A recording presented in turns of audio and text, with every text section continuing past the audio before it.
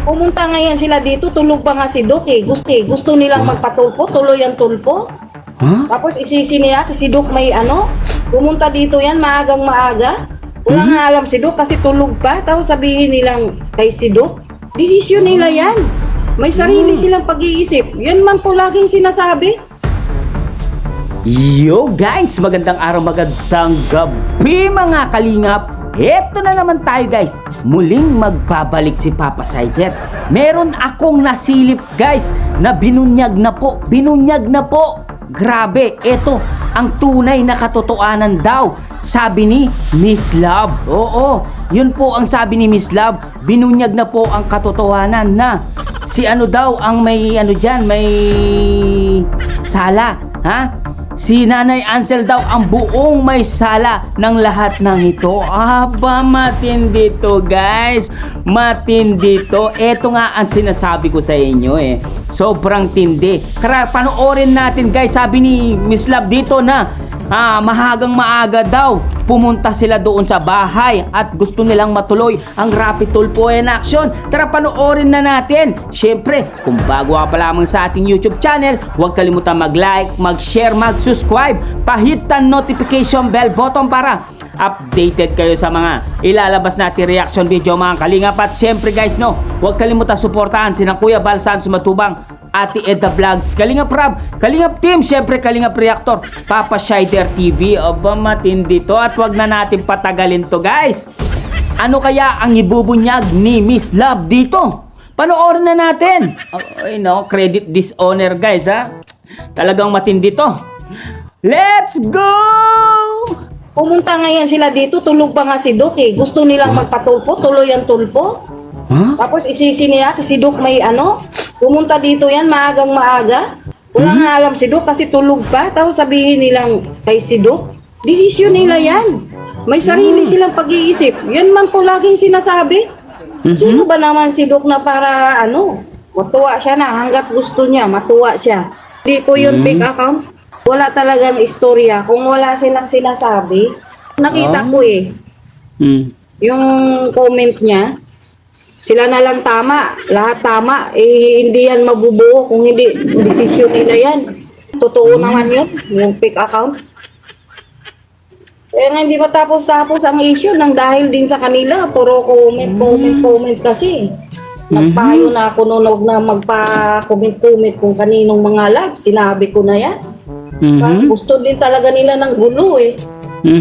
Di man ako nagkulang sa payo nila. Huwag na magpara-comment para tahimik. Gusto natin katahimikan. Tapos sila sobra nating kaingat-ingat. Kasi ayaw na natin yung ganyang gulo. Kaso sa kanila din naman nag-uumpisa ang gulo kasi pinayuhan na huwag magpasok-pasok ng mga live. Nagpapasok.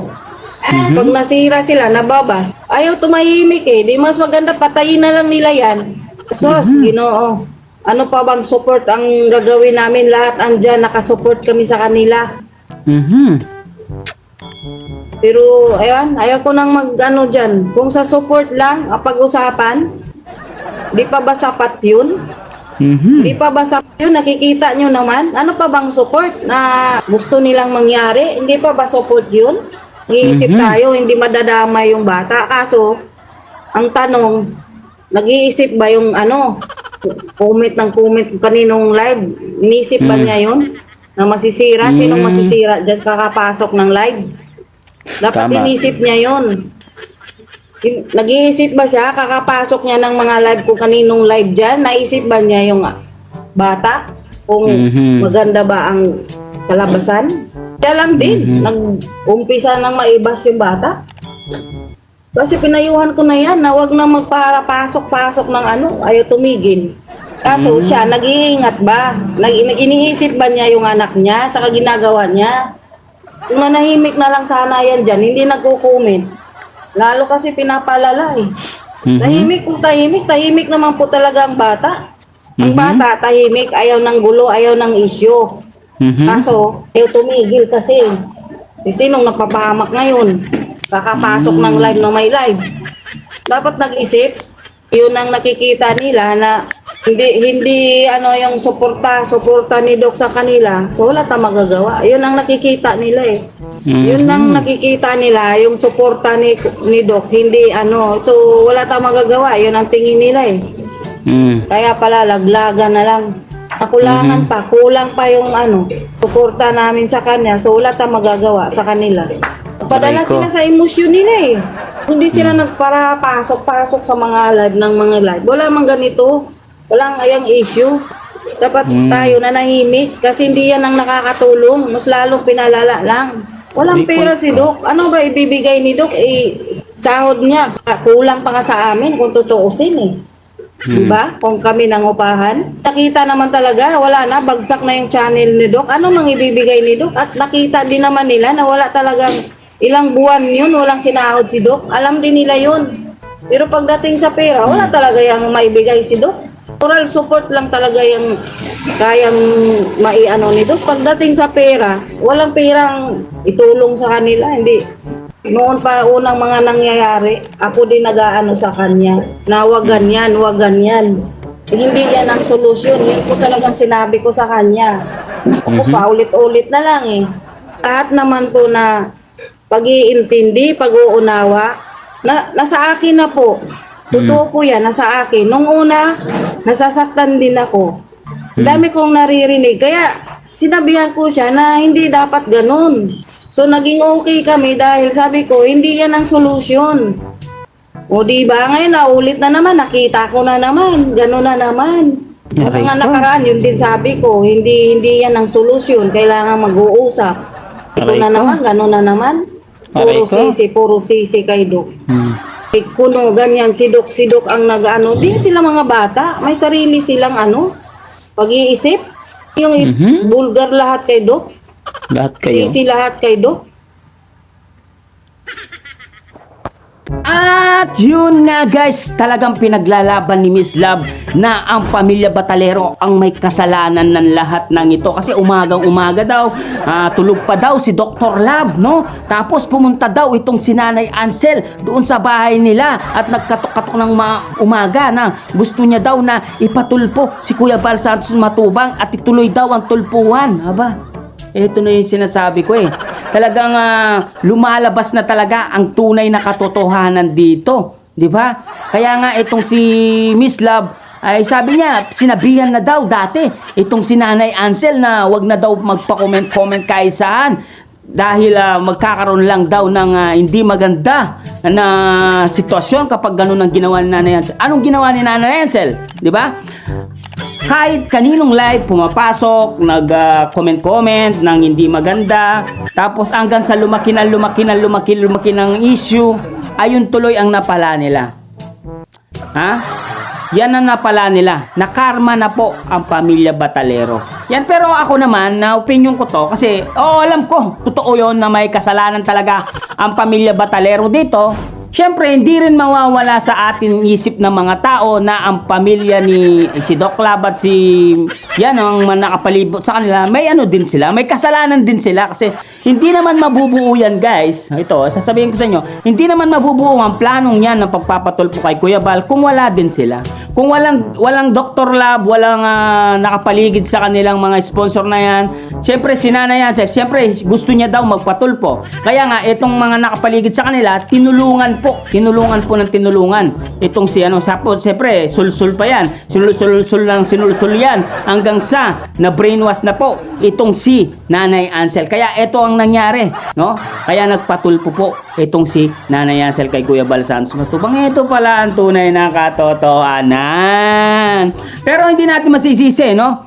Itong mga taong nakapaligid sa kanila kasi alam naman natin kung hindi rin siguro gusto ng nanay ng pamilya na to, hindi rin siguro magkakaroon ng tulpuan na yan. Oo, totoo yan. Pero pero twist to guys, no? Kahit gusto nilang magpatulpo, ito naman side ko naman to kahit gusto nilang magpatulpo itong si Nanay Ansel, pero kung ayaw naman ng mga nakasuporta at sina Dr. Love na ipatulpo si Kuya Bal, wala din silang magagawa. Ano lang yan vice versa lang yan. Pares lang sila. Oo, pares lang sila na kagustuhan din nila. Kasi gusto ng isa, syempre sumunod lang ang sumusuporta sa kanila. Kaya nangyari ang tulpuan na to. Ganun lang kasimple yun. Lahat naman kayo dito ay sangkot. Oo. Pero yung puno dulo dito, siyempre, nagdesisyon din yung magulang eh. It means to say, English na naman to guys ha, si Nanay Ansel ay may ano din dito. Oo. Ano ko lang to opinion ko lang to Meron din siyang kinalaman dito dahil siya ang magulang, siya rin yung nagdesisyon dito para ipatulpo si Kuya Bal Santos Matubang. Kaya lang, yan, sinabihan niya si Dr. Lab, pumunta daw ng madaling araw daw, hindi tulog pa daw si Dr. Lab. Siyempre, itong si Dr. Lab, ang ginawa niya, inano na. In-accept na yung ano niya kay Dr. Lab. Yung sinasabi niya, patulpo natin. Siyempre, itong si Dr. Lab, in-accept naman yan, tinulungan. Tapos itong mga sponsor na to, siguro kinausap ni Dr. Lab na, yan, ganyan-ganyan, kesyo ganyan, ipatulpo natin si Kuya Bal Santos Matubang para, ano, di ba, makaganti kayo mga, ano, ganon siguro yung ano nila, balak nila, Kaya nagkaroon sila ng combination. Kaya both side, meron silang kasalanan dito. Walang dapat sisihin dito kayong lahat. Kasi hindi naman mabubuo ang Let's Bolt in na Voltes 5 kung wala kayong lahat. Yan lang ang opinion ni Papa Sider sa inyong lahat. Yan sa mga anti-garapata dyan, hindi talaga mapapatulpo si Kuya Bal kung hindi kayo nagkaisa-isa. Yan ang katotohanan. Yan ang real talk. Yan ang sinasabi ni Papa Sider sa inyo. Kayo naman ang tatanungin ko, guys. Yan. Kayo naman ang tatanungin ko. Eto, sa mga viewers natin dyan, sa mga comment, nagko-comment dyan sa ating laging live or sa ating mga followers or subscribers, anong masasabi nyo? May kinalaman ba talaga itong pamilya Batalero at ang pamilya ni Mang Iking? Comment down below at mga sponsor at babasahin natin lahat yan. Siyempre, hanggang dito na lang muna ang ating reaction video for today's mga kalingap. Siyempre, kung bago ka pa lamang sa ating YouTube channel, huwag kalimutan mag-like, mag-share, mag-subscribe, pahit ang notification bell button para updated kayo sa mga ilalabas natin reaction video mga kalingap. Siyempre, huwag kalimutan suportahan Magamang Matubang, Kuya Bal Santos Matubang, Ate Edna Vlogs, Kalingap Rap, Kalingap Team, siyempre Kalingap Reactor, Papa Sider TV. Hanggang dito na lang, maraming salamat guys. I love you all. Mua mua, chup chup. Bye bye.